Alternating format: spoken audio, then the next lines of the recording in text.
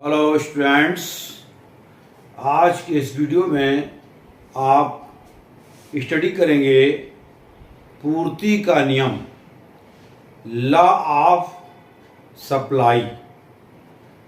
प्यारे बच्चों, इससे पिछले वीडियो में आप पूर्ति के बारे में विस्तार से जान चुके हैं कि पूर्ति किसे कहते हैं, पूर्ति का शाब्दिक अर्थ क्या है। अब यहाँ पर इस वीडियो में आप पूर्ति का नियम के बारे में पढ़ेंगे। सरल शब्दों में पूर्ति और कीमत के संबंध को ही पूर्ति का नियम कहते हैं। पूर्ति की नियम क्या है? यानी कि जो पूर्ति है और कीमत, इन दोनों में जो संबंध होता है उस संबंध को ही पूर्ति का नियम कहते हैं। पूर्ति के नियम का कथन इस प्रकार दिया जा सकता है।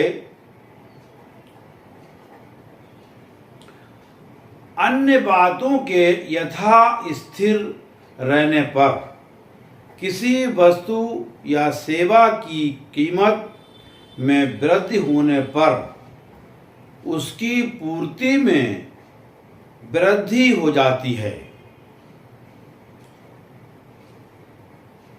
और कीमत में कमी होने पर पूर्ति में भी कमी हो जाती है। यानी कीमत में अगर वृद्धि होती है तो उसकी पूर्ति भी अधिक हो जाती है और कीमत में अगर कमी होती है तो उसकी पूर्ति भी कम हो जाती है या उसकी पूर्ति में कमी हो जाती है। अतः पूर्ति का नियम कीमत की पूर्ति की मात्रा के बीच सीधे संबंध को व्यक्त करता है। यानी जो कीमत के आधार पर कीमत और पूर्ति में एक प्रत्यक्ष संबंध है। मांग के नियम की भांति पूर्ति का नियम भी एक प्रवृत्ति का द्योतक है जो केवल ये बताता है कि कीमत या पूर्ति में एक ही दिशा में परिवर्तन होते हैं।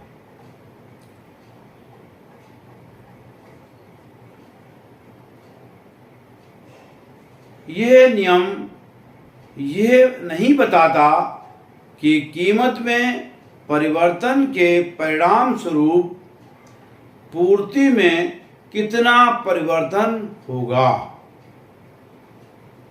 फलन के रूप में अगर हम इसको फलन के रूप में लिखें, S equal to F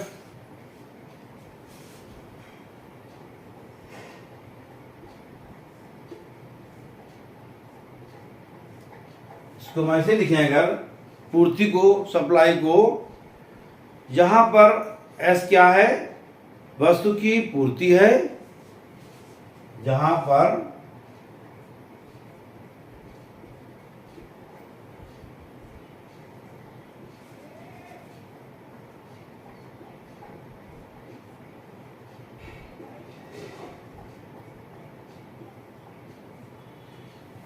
S वस्तु की पूर्ति है और P वस्तु की कीमत है। P क्या है? प्राइस।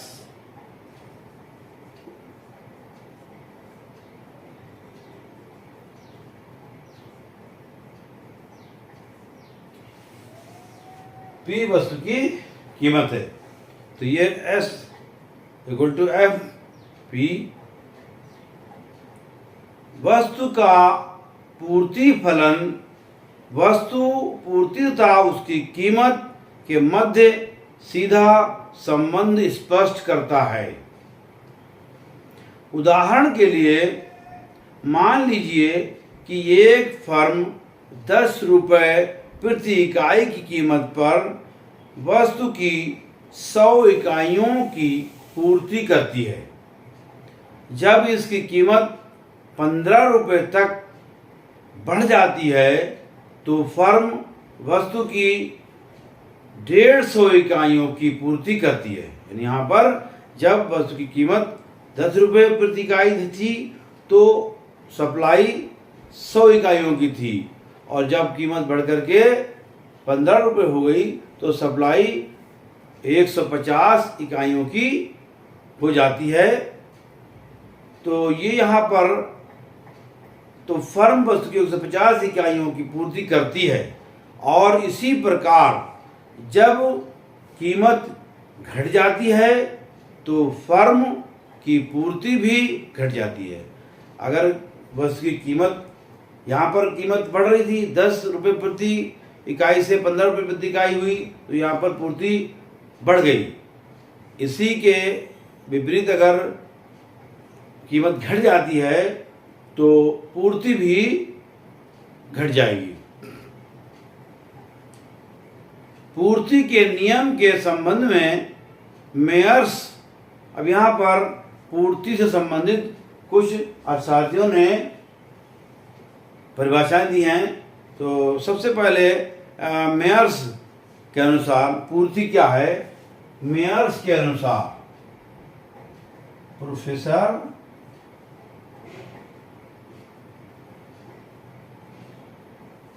मेयर्स के अनुसार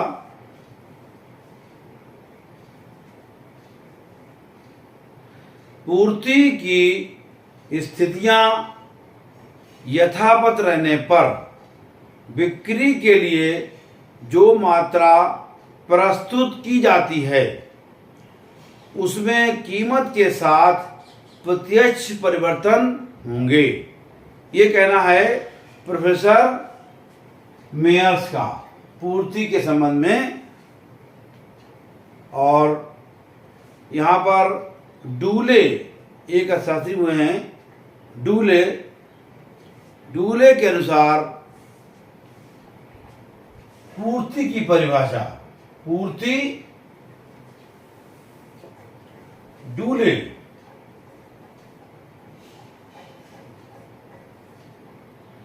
प्रोफेसर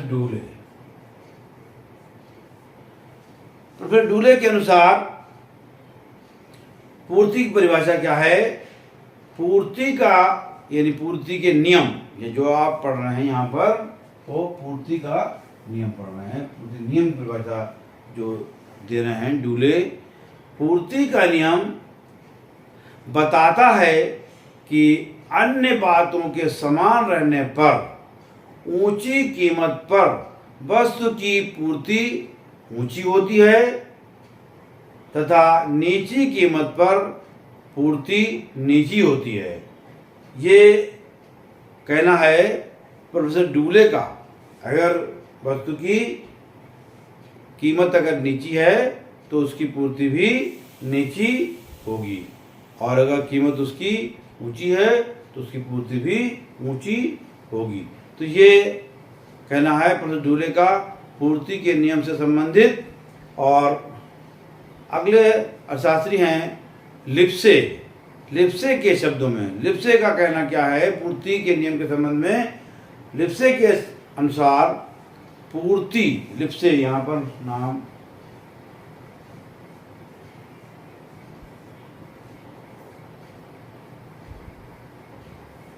प्रोफेसर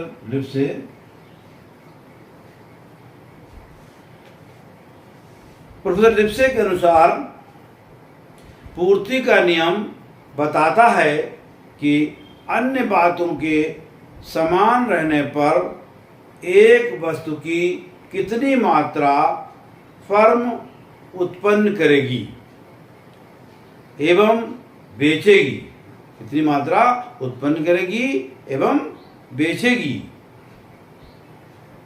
का उसकी स्वयं की कीमत से धनात्मक संबंध होता है। कीमत बढ़ने पर पूर्ति बढ़ेगी एवं कीमत घटने से पूर्ति घटेगी। ये कहना है प्रोफेसर लिप्से का पूर्ति के नियम से संबंध में। तो यहाँ पर आपने मुख्य रूप से 3 अर्थशास्त्रियों से संबंधित पूर्ति के नियम की परिभाषाएं आपने सीखी। मेयर्स के अनुसार, professor Meyers, professor Dooley, professor Lipsey के अनुसार सरल शब्दों में पूर्ति की गई मात्रा एवं उसकी कीमत में प्रत्यक्ष संबंध होता है। हम यहाँ पर अगर सरल शब्दों में कहें तो पूर्ति का नियम क्या है, जो कीमत और उसकी जो वस्तु है उसकी मात्रा उसकी मात्रा एवं उसकी कीमत में प्रत्यक्ष संबंध होता है। मात्रा और कीमत में, ध्यान रखें यहाँ पर मात्रा और कीमत में प्रत्यक्ष संबंध होता है, अर्थात ऊंची कीमत पर पूर्ति भी ऊंची एवं इसके विपरीत नीची कीमत पर पूर्ति भी नीची रहती है। यहाँ पर अगर कीमत ऊंची है तो पूर्ति उसकी अधिक होगी, और अगर कीमत नीची है तो उसकी पूर्ति भी कम होगी, नीची होगी। अन्य शब्दों में यदि प्राकृतिक का या अन्य बाहरी तत्वों का हस्तक्षेप ना हो, यानी इसको हम इस तरह से भी परिभाषित कर सकते हैं कि अगर कोई बाहरी तत्व का हस्तक्षेप ना हो तो प्रत्येक कीमत में वृद्धि पूर्ति में विस्तार एवं प्रत्येक कीमत में कमी पूर्ति में संकुचन उत्पन्न करेगी। अगर बाहरी हस्तक्षेप ना हो तो प्रत्येक कीमत में वृद्धि, अगर प्रत्येक कीमत में वृद्धि होगी तो उसमें क्या होगा, विस्तार होगा, पूर्ति में विस्तार होगा, और अगर कीमत में कमी होगी तो पूर्ति में संकुचन उत्पन्न होगा। अतः पूर्ति एवं कीमत में प्रत्यक्ष संबंध होता है। अतः हम कह सकते हैं कि पूर्ति और कीमत में प्रत्यक्ष संबंध है। तो प्यारे बच्चों, आज की इस वीडियो में इतना ही। पूर्ति आप पढ़ रहे थे, पूर्ति का नियम, लॉ ऑफ सप्लाई।